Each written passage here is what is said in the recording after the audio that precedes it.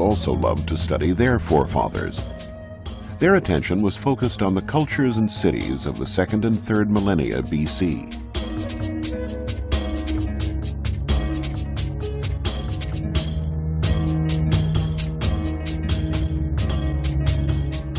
Among the ancient civilizations of interest to Greek and Roman historians were the Egyptians along the Nile, the Assyrians and Babylonians on the Tigris and Euphrates, and the pre-Hellenic societies of Greece, the Minoans on the island of Crete, and the Mycenaeans in the Peloponnesus, who inherited their power. The mystery and allure of Egypt was always a strong attraction. The age of the pharaohs had long faded by the 2nd century BC, but the traces of that glorious past were still to be found everywhere. Inscriptions carved into the columns of temples told of grand deeds.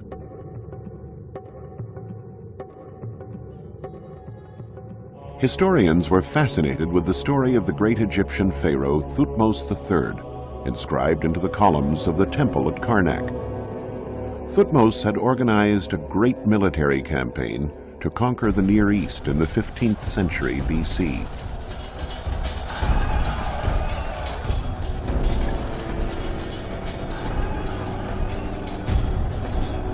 When Thutmose reached those lands, however, he found that many of the very ancient Babylonian cities on the Tigris and the Euphrates had already been reduced to majestic ruins steeped in history.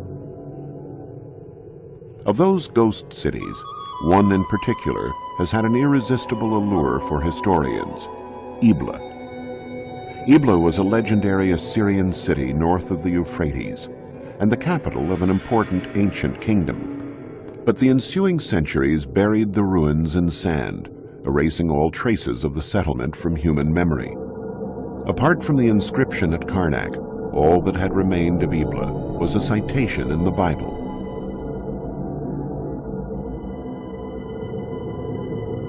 One day, some farmers were out plowing their fields when they came across a magnificent bas-relief.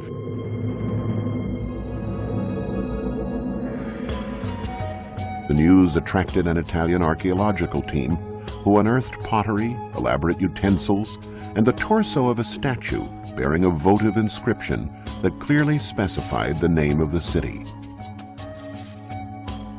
Ebla had been restored to existence.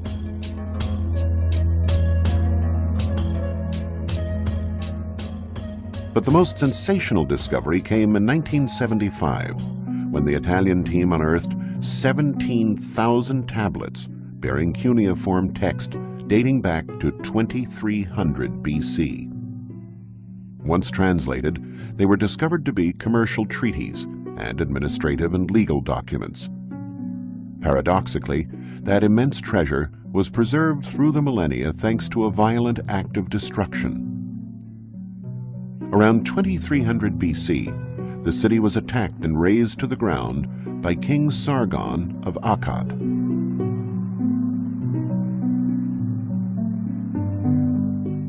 The tablets had been stored neatly on shelves in the archives of the royal palace. The palace collapsed in such a way that the tablets were left stacked one atop another, a position which favored their preservation and allowed archaeologists to accurately reconstruct their content. Ebla was a flourishing commercial center in ancient Syria, and its king was a rich merchant. Commerce was so important to the king that caravans leaving for the Orient or for the Mediterranean were invited to lodge in the royal palace. These caravans were the genesis of the city's fortunes and kept its king in power. If they were headed west, the caravans would make their way to the sea. From there, ships would carry cargo to western lands and pick up trade goods for the return journey.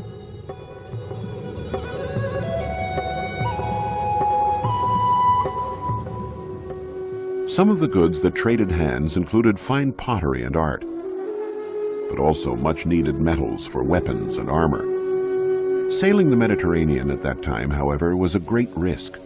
Whoever had the biggest ship controlled the seas.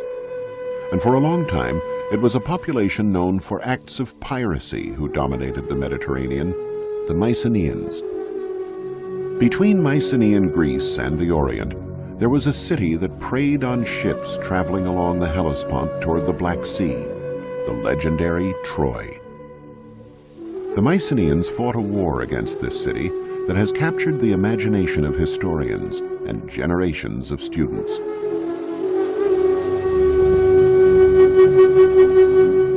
Troy, once known as Ilios or Ilion, was a flourishing Hellenistic city.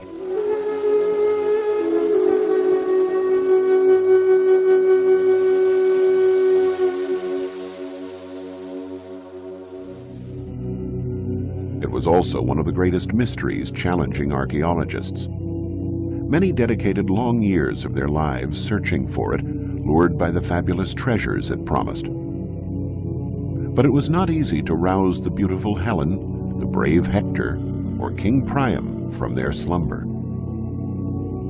Troy, the city whose siege was described so eloquently in perhaps the world's most famous book, Homer's Iliad, could have been anywhere. In 1868, a dilettante German archaeologist, Heinrich Schliemann, decided to invest the money he had earned in the import-export business to pursue his lifelong dream, to discover the places where the heroes of his youth, the heroes of the Iliad, had fought. The Iliad was certainly not a scientific treatise. Before being committed to writing around the 5th century BC, it had been handed down through generations by way of oral tradition and referred to events that had happened hundreds of years earlier. Yet Schliemann decided to put his faith in the text. Many archaeologists were hunting for Troy, and they looked for it on this hill, known as Bunarbashi, in an area between the Turkish cities of Çanakkale and Izin. Schliemann, however, was not convinced by that location. He combed the Iliad in search of clues. Homer mentioned two rivers, the Scamander and the Simoenta. The battles among the Homeric heroes took place around a fortified citadel built on a natural rise. They may have been figments of the author's imagination, but Schliemann chose to believe them. This hill, Hisarlik, was quite similar to the Homeric description. It was here where Schliemann began digging, and in the end, it was here where he found Troy.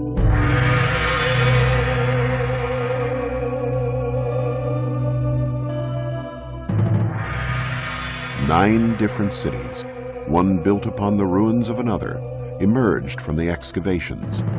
From the second layer, Schliemann discovered amazing treasures, cups and vases, weapons, golden jewelry and buttons. He thought he had found the treasure of Priam. We now know that these jewels did not belong to the Trojan king of the Iliad.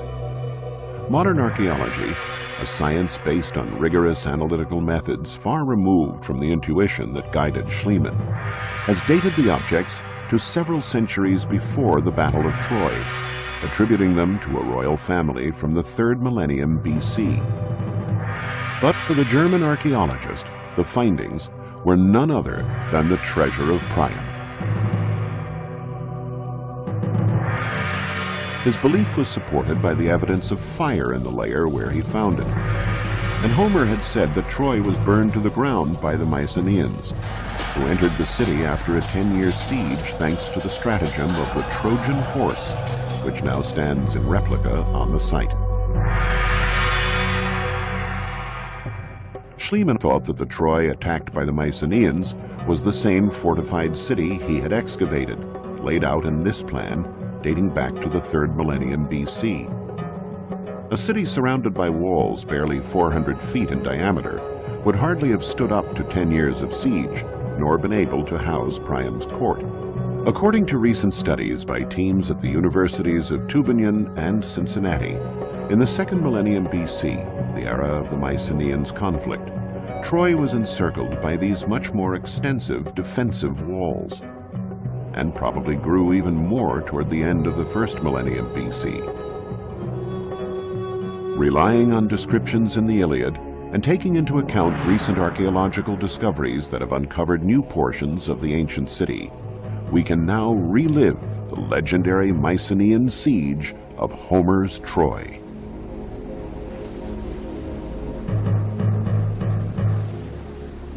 This is what the Mycenaean soldiers would have seen when they landed in force from the sea to challenge the city.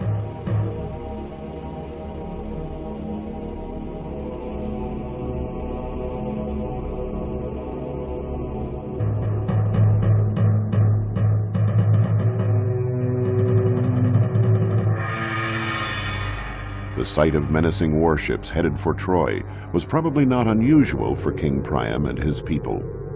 The 9 layers that were found at this archaeological site correspond to 9 different cities, bearing testimony to the cycles of destruction and rebuilding. We now know that Troy, in addition to being of strategic importance for control of seafaring traffic, was also the foremost producer in its time of finished and semi-finished objects in gold. And so it is no surprise that it attracted the attentions of nearby populations. Conquering Troy meant not only eliminating the taxes it imposed on merchant traffic toward the Black Sea and the Orient, but also the reward of a rich booty. And so it was essentially economic motives that drove the Mycenaeans into Homer's legendary war, while Homer's account of the beautiful Helen and the courage of heroes like Achilles and Hector has richly imbued the event with drama and romanticism. Troy was an extremely wealthy city and appropriately defended, surrounded by massive walls extolled by Homer as being invincible. That's why, after 10 long years of a fruitless siege, the Mycenaeans were forced to come up with the expedient of the wooden horse. Troy was destroyed and rebuilt 9 times, the last time during the Roman epoch. One of the grandest city plans was created by none other than Alexander the Great. The noble deeds of the Trojans against the Mycenaeans were so vivid in the young leader's mind that he made an offering of his armor to the goddess Athena, who was venerated in Troy. In response, the Trojans presented Alexander with armor that they claimed was used during Homer's war.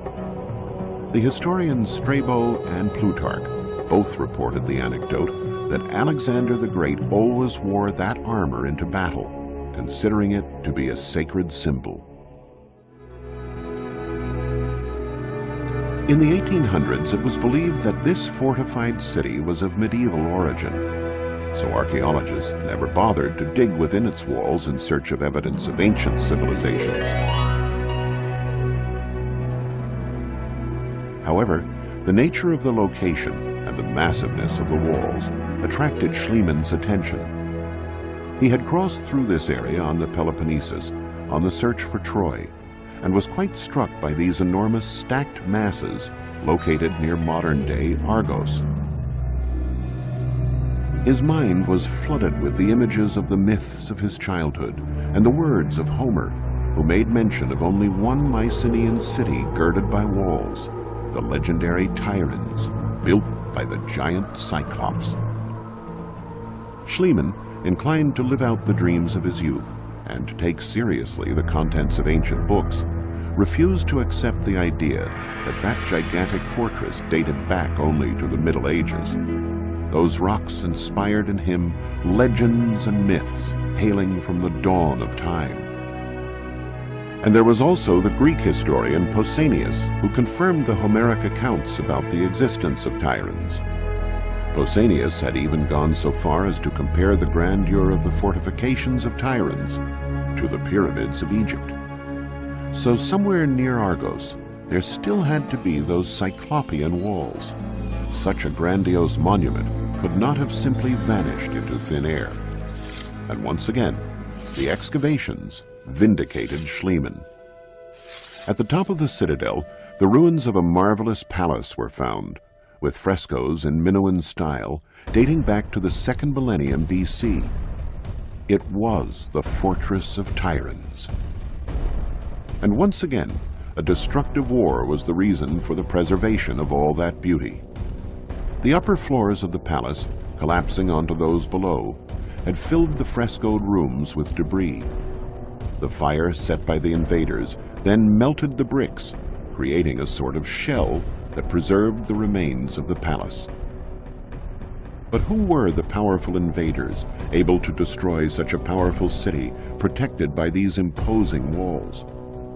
Historians discovered that the winners of this epic victory were the Dorians, a people from the north who settled in Greece after driving out the Mycenaeans. The secret of their power?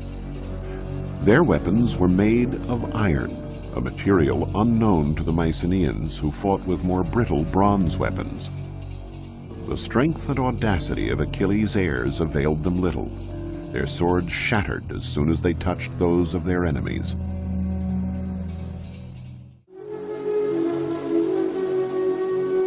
One Mycenaean city stood out above all others, the city that gave its name to the great conquerors of Troy.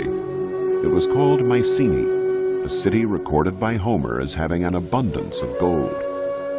Its monumental gate, overlooked by two lions, still inspires awe. This was the realm of the great king, the leader of the legendary expedition that destroyed Troy, Agamemnon. The intrigue surrounding a legendary locale has always been a strong stimulus to archaeologists. Where was the tomb of Agamemnon? Had he ever really existed? Had Mycenae's golden riches, recorded by Homer, been spared the ravages of time? Pausanias, in his writings, said that Agamemnon's tomb lay within the walls of Mycenae. But the city was surrounded by two sets of walls, an external one that protected the dwellings, and an internal one to protect the royal citadel.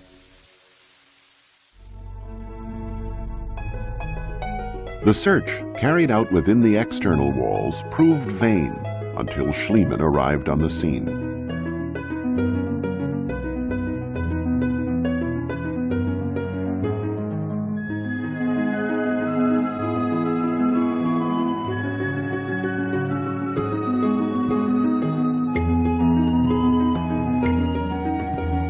The archaeologist sunk his shovel near the Lion Gate, inside the royal citadel. And he dug until the ground had yielded, from a number of tombs, the glittering metal immortalized by Homer, 33 pounds of gold. Among the treasures was a series of marvelous golden funerary masks. This was a privilege certainly reserved for kings. And in the features of the most beautiful mask of all, Schliemann claimed to recognize Agamemnon, the great king and military leader. Archaeologists have since discovered that those treasures date back to a period prior to Agamemnon. The excitement of that find was so great, however, that no one has since dared to rename this one-of-a-kind piece. The finely chiseled golden mask is still known to all as the Mask of Agamemnon.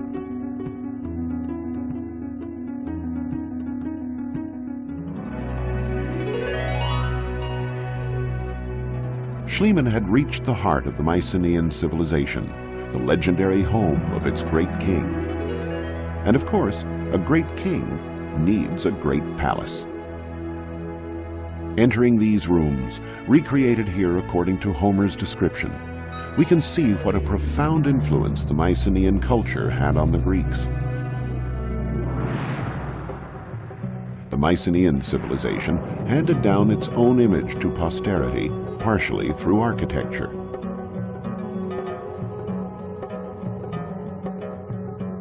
This room with the hearth in the center, called a megaron, the heart of the palace, became the model for the most typical of the Greek buildings, the temple. The king's house thus became the house of the gods.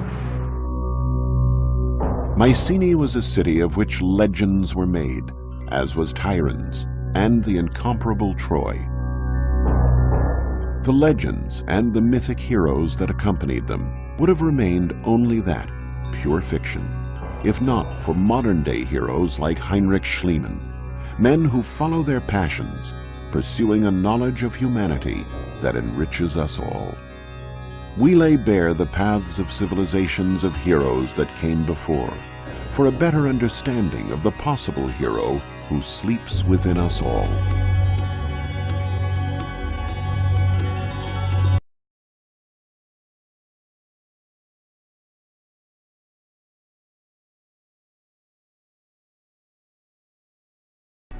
The Mediterranean Sea, 5th century BC, a great commercial network created by the Phoenicians. In hundreds of archaeological sites scattered around the Mediterranean, objects are often found that are completely extraneous to local civilizations and cultures. An Egyptian amulet in Greece, a Greek vase in Africa, a huge multitude of goods moving from one country to another and another had to be transported and traded in some sort of systematic way. And it is the Phoenicians, with their tall headdresses, their formidable ships, their skills in trading, and their courage on the high seas, who made a name for themselves in this pursuit. We'll see how the Phoenicians took on a diverse civilization of cultures and wove them together to become the undisputed lords of the sea.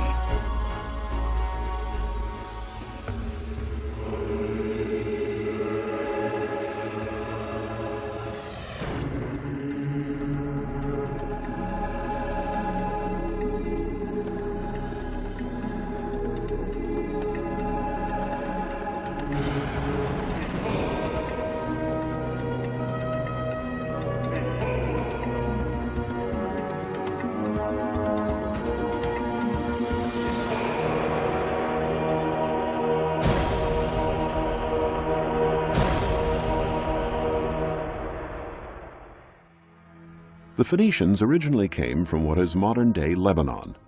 They were organized into city-states, the most important of which was Tyre, whose magnificent Roman ruins are still standing. The easiest way for Phoenicians to increase their prosperity was by contact with other peoples, and the quickest route to new lands and cultures was the Mediterranean. They soon became outstanding sailors and astute traders, indeed the very best. They learned to recognize products that people wanted to acquire and those they wanted to trade. And they started sailing and trading as far back as the 2nd millennium BC. To support their trade, they set up ports and founded colonies, built warehouses, and created a network of routes that touched on neighboring countries such as Egypt, Greece, the Magna Graecia, and Carthage in North Africa.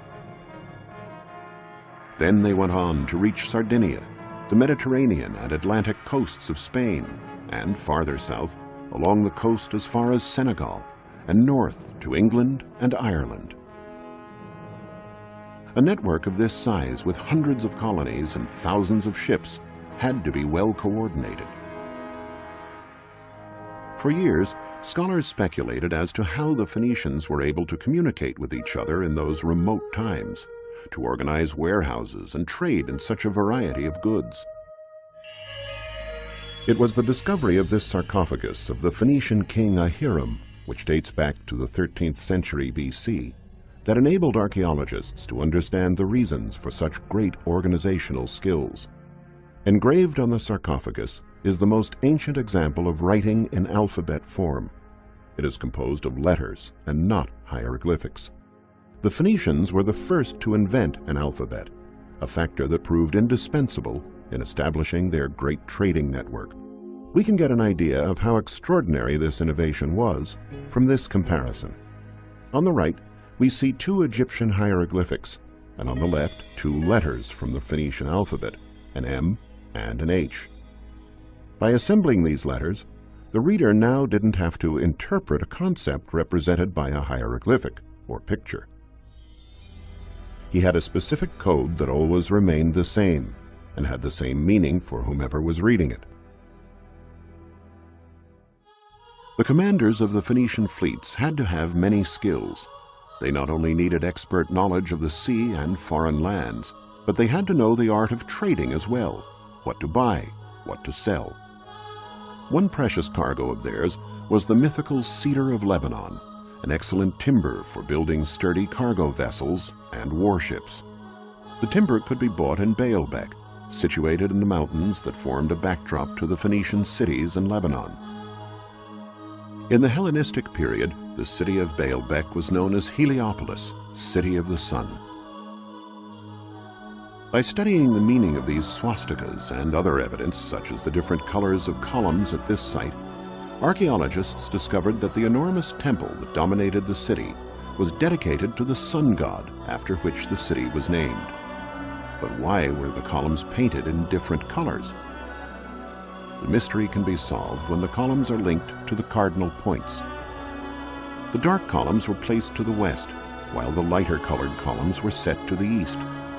They were supposed to represent life and death, the rising and setting of the sun. In 60 AD, the Cella of the sun god was the most important construction in the entire sacred area, with 54 columns over 60 feet high, more than 6 feet in diameter. Having loaded the trunks of cedar wood onto carts, the traders would return to the coast where their ships awaited them. In the Bible, Ezekiel mentions that the Phoenician city of Byblus, which also lies in Lebanon, was the biggest naval shipyard in ancient times. Crossing the seas was not an easy matter, even with a good ship. This was one of the reasons why help from the gods was sought throughout the Mediterranean.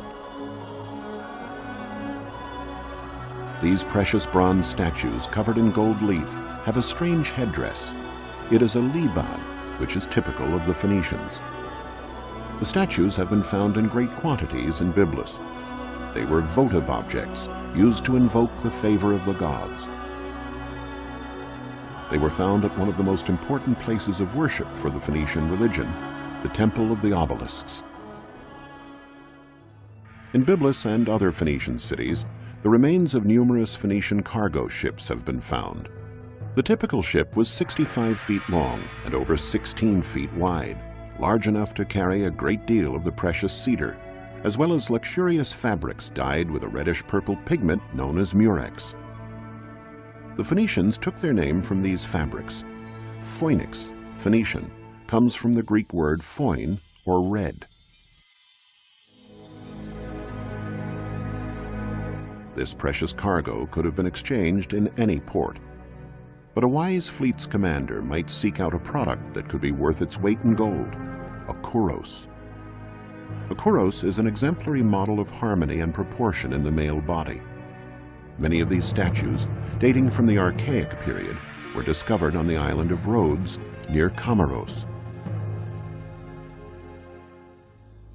Excavations nearby unearthed these celebrated vases, which are known as the vases of Phikylura.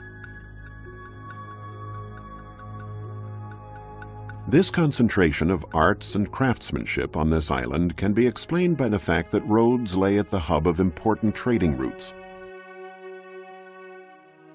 To break up the long sea journeys, the ships sailed from island to island, and Rhodes was an obligatory port of call. Here is the dry dock, or coffin, of the colony, which has been preserved intact for millennia. Here the Greeks were offered the fabrics and cedar for their ships. In return, the Phoenicians were given exquisitely decorated pottery and objects from all over Greece, including beautiful Greek statues like this one, as well as bronzes produced in the Magna Graecia, which may have been ordered by a rich Phoenician resident in a distant colony. Statues like this ephebe in bronze, or the famous Youth of Mothia, were found during excavations in the ancient Phoenician colony of Mothia in Sicily.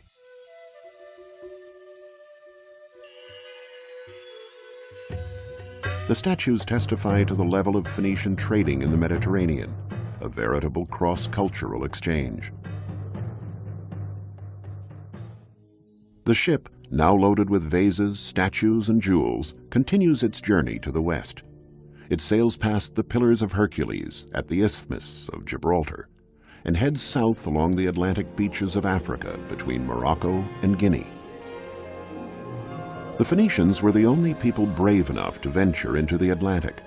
Ancient peoples were terrified of passing the Pillars of Hercules because they believed that beyond lay the end of the world. What was it that pushed the Phoenicians so far? The Greek historian Herodotus documented it in his writings. It was gold. The Phoenicians unload the merchandise and lay it out on the shore. Then they go back on board their ships and send up smoke. The locals see the smoke and place the gold that they are offering in exchange beside the merchandise. Then they withdraw. The Phoenicians descend from their ships and examine it. If they calculate that the quantity of gold corresponds to the value of their merchandise, they take it and leave. Otherwise, they go back to their ships and wait until they are satisfied. The African peoples were very taken with the showy Eastern goods and quite indifferent to the yellow metal that was found in such abundance there. This was the great bargain for the Phoenicians, leaving inexpensive pottery and jewelry and setting off again with gold. The ship would now head north.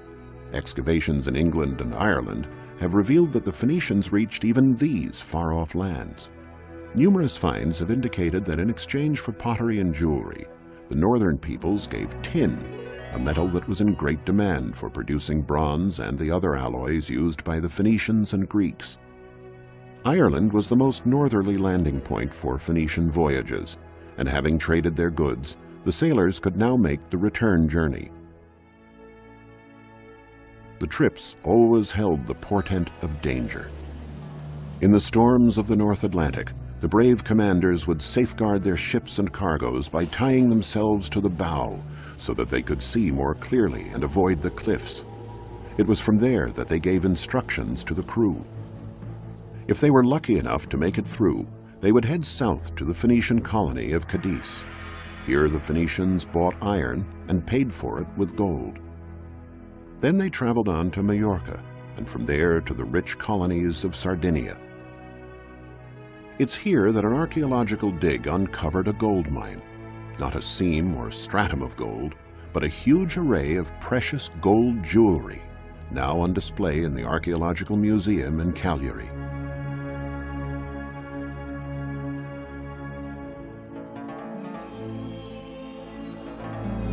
Since Sardinia has never had gold deposits, the precious metal must have come from Africa on Phoenician ships. In the Sardinian colonies, the Phoenicians themselves worked the gold into the most exclusive forms, modeling it in small molds. Sardinia was the largest producer of Phoenician crafts, especially in the field of glassmaking. They made ointment jars to hold balms and perfumes, necklaces, and characteristic amulets. For centuries, it was believed the Phoenicians invented glass. While science no longer holds with this theory, they definitely were peerless masters in the field of glassmaking. For many years, archaeologists pondered the reason for the ambiguous smile on grinning masks like this one. They also didn't know the reason for the long arms on certain statues. Only after years of research did they find the answers. The masks were used to ward off evil spirits from the tombs. As for the statues, they were related to the more esoteric aspects of Phoenician medicine. They were offered to the gods to invoke a speedy recovery from illness. The affliction to be cured was in the exact spot touched by the hands, almost as if the sick person wanted to remind the gods what needed to be healed.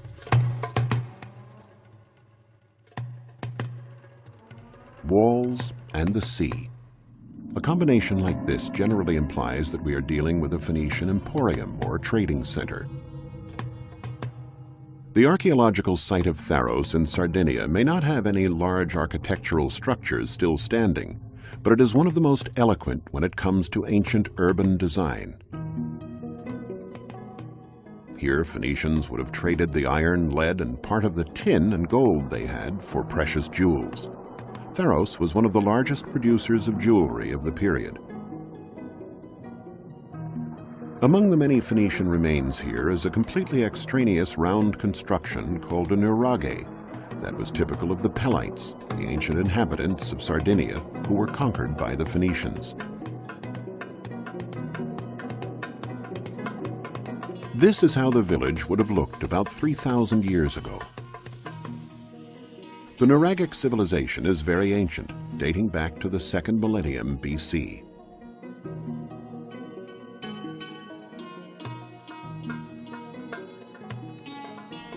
Their settlements were very compact, with narrow winding streets which made it easier to defend the village from enemy incursions. The houses of the ancient Sardinian people were a combination of fortified towers, granaries, workshops, and dwelling places. There was no distinction made between the function of the various constructions. There was only the nuraghe, a unit where productive and family activities were carried out around a fire, the main focus of the house. But what exactly does the word nuraghe mean? It seems to come from the way their dwelling was constructed. In the ancient local language, nur meant mound. As we can see, the walls of the constructions are thicker than the dwelling area. They were built with heavy stones heaped on top of each other without the use of mortar. The constructions reached heights of more than 65 feet without using any lime, and they are indeed mound-like.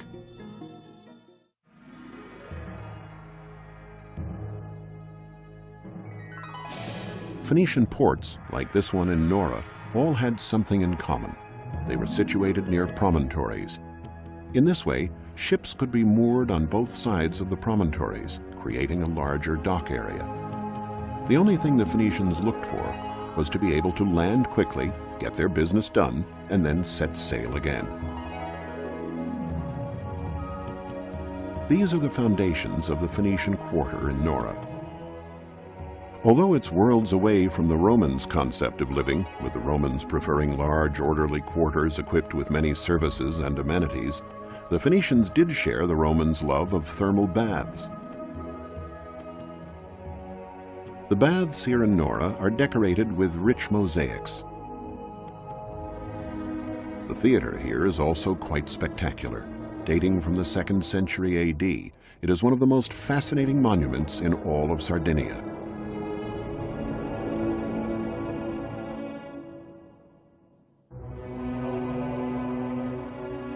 From this Spartan 5th century Phoenician port, the fleet would have set sail again, now laden down with even more jewels and precious objects. One of the greatest archaeological mysteries regarded the port of Carthage, queen of the Mediterranean, the most powerful of all Phoenician colonies. The Greek historian Appian, a native of Alexandria in Egypt, tells us that the port had two harbors, the rectangular commercial port and the round military harbor with an island in the center. However, in modern times, no place seemed to correspond to that description until in the 19th century, the writer René Chateaubriand noticed these two lagoons near the bay of Le Cram were very similar in shape to the ports mentioned. He realized that this was Carthage. This discovery led to a heated debate, which was only concluded with excavations carried out in 1974. A British team, excavating on the circular island, found evidence that confirmed Chateaubriand's theory. The bustling port of Carthage was the largest and most modern port in pre-Roman times. Warships would pass from the commercial port through a narrow passage to the military harbor. Merchant ships were forbidden to pass beyond this limit. The ship that is entering the port is a trireme, with 3 tiers of rowers, though the Carthaginians also had quadriremes and quinquiremes, which can be compared to modern-day battleships. All the ships returning from war missions, by which Carthage dominated the Mediterranean and protected Phoenician trading routes, were moored in this port. It was circular, with a round island in the center, known as the Island of the Admiralty. There were dry docks both on the island and in the outer perimeter of the port. On the summit of the island was the Pavilion of the Admiralty, from which the supreme commander of the fleet gave military orders. A bugler and a herald, armed with flags, controlled the traffic of ships in the port. If a trumpeter signaled to turn left, there had to be room enough to make the maneuver. The basin of water in which the ships moved was thus over 300 feet wide, the same diameter as the Island of the Admiralty on our right. There were 30 berths in the center and 140 on the outside. Since some of the very deep central moorings could hold 2 ships, there could have been 200 ships in the port at one time. The military port in Carthage was always packed in winter, since bad weather made it dangerous for the ships to be out on rough seas. Thus, there was a tendency to avoid war during this time, and this was a good time to service the ships. The trireme would be pulled up onto dry land over the slightly sloping terrain of the island. Planks of wood set crossways ensured that the ships kept their grip on the slipway. At the entrance to the area, Ionic columns set at sea level gave the impression of a portico to make this military site look more elegant. The ships were also given special aesthetic treatment. Phoenician ships typically had an eye painted on the bow that was supposed to strike fear into their enemies. A warship differed from a cargo ship in that it had oars and oarsmen that enabled it to move very quickly. As well as being outstanding sailors, the Phoenicians excelled at shipbuilding. They mass-produced ships and replaced the vessels sunk by their enemies with great speed. All the parts of the ship were clearly marked by different letters and kept ready for quick assembly. In this way, they could build an entire fleet in a short period of time. The busy commercial part of Carthage, however, was the Bursa, the Acropolis of Carthage. This is where the major transactions, the trades and selling of jewelry and glasswork brought from Sardinia, would take place. These goods were in great demand in Carthage. On their way home, the ships might also sail up the Nile to the grand and mysterious kingdoms of the pharaohs. Despite the fact that Egyptians followed the cult of the hereafter, the royalty adored earthly treasures. The Phoenicians would have traded the jewelry from Pharos for linen, a hard-wearing fabric that only the Egyptians knew how to make. This material was indispensable for the robust sails used on Phoenician ships. They might also have purchased rare and exotic goods greatly sought after at the Persian court, namely monkeys and crocodiles. Finally, completing the loop and reaching the town of Tyre, they could sell the exotic animals to the Persians and the linen to their fellow countrymen. They'd be left with gold, silver, and a lot more money than they would have paid for the cedar back in Baalbek. Through their travels and their trading, their ancient wheeling and dealing, the Phoenicians formed links with most of the known world at that time, enabling a variety of peoples to share the best that did.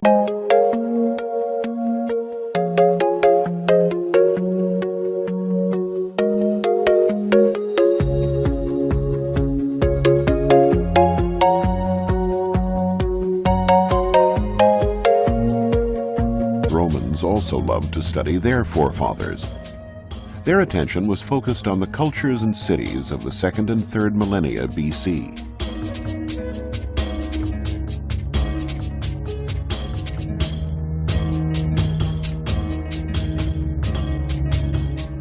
Among the ancient civilizations of interest to Greek and Roman historians were the Egyptians along the Nile, the Assyrians and Babylonians on the Tigris and Euphrates, and the pre-Hellenic societies of Greece, the Minoans on the island of Crete, and the Mycenaeans in the Peloponnesus, who inherited their power. The mystery and allure of Egypt was always a strong attraction. The age of the pharaohs had long faded by the 2nd century BC, but the traces of that glorious past were still to be found everywhere. Inscriptions carved into the columns of temples told of grand deeds.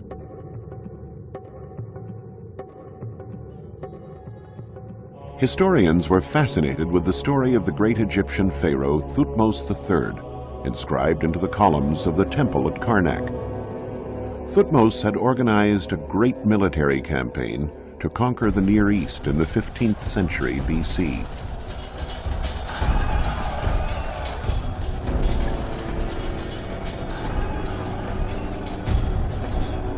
When Thutmose reached those lands, however, he found that many of the very ancient Babylonian cities on the Tigris and the Euphrates had already been reduced to majestic ruins steeped in history.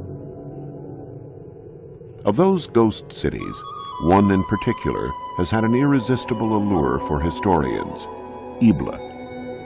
Ebla was a legendary Assyrian city north of the Euphrates and the capital of an important ancient kingdom. But the ensuing centuries buried the ruins in sand, erasing all traces of the settlement from human memory.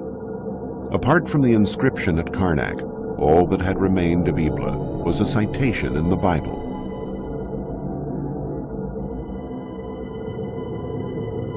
One day, some farmers were out plowing their fields when they came across a magnificent bas-relief.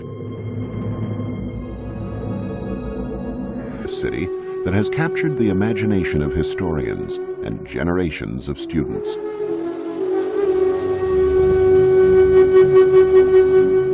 Troy, once known as Ilios or Ilion, was a flourishing Hellenistic city.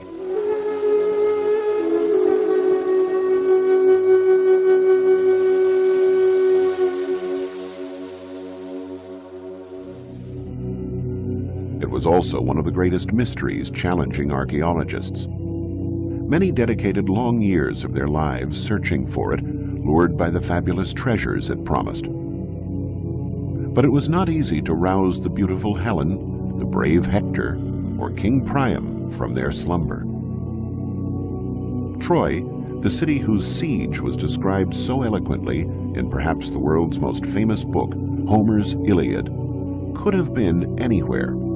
In 1868, a dilettante German archaeologist, Heinrich Schliemann, decided to invest the money he had earned in the import-export business to pursue his lifelong dream, to discover the places where the heroes of his youth, the heroes of the Iliad, had fought. The Iliad was certainly not a scientific treatise. Before the news attracted an Italian archaeological team who unearthed pottery, elaborate utensils, and the torso of a statue bearing a votive inscription that clearly specified the name of the city. Ebla had been restored to existence.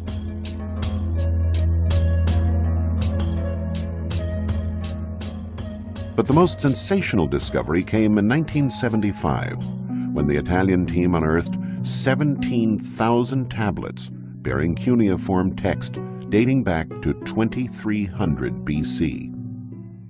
Once translated, they were discovered to be commercial treaties and administrative and legal documents. Paradoxically, that immense treasure was preserved through the millennia thanks to a violent act of destruction. Around 2300 BC, the city was attacked and razed to the ground by King Sargon of Akkad.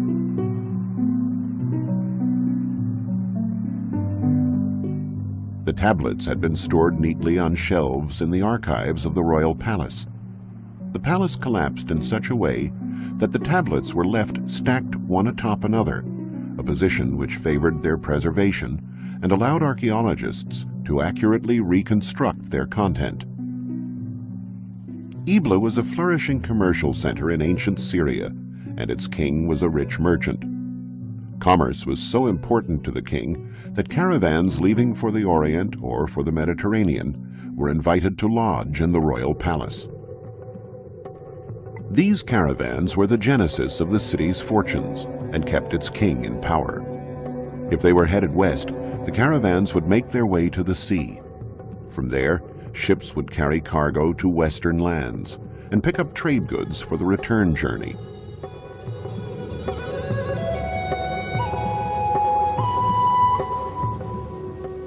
Some of the goods that traded hands included fine pottery and art, but also much-needed metals for weapons and armor. Sailing the Mediterranean at that time, however, was a great risk. Whoever had the biggest ship controlled the seas. And for a long time, it was a population known for acts of piracy who dominated the Mediterranean, the Mycenaeans. Between Mycenaean Greece and the Orient, there was a city that preyed on ships traveling along the Hellespont toward the Black Sea, the legendary Troy. The Mycenaeans fought a war against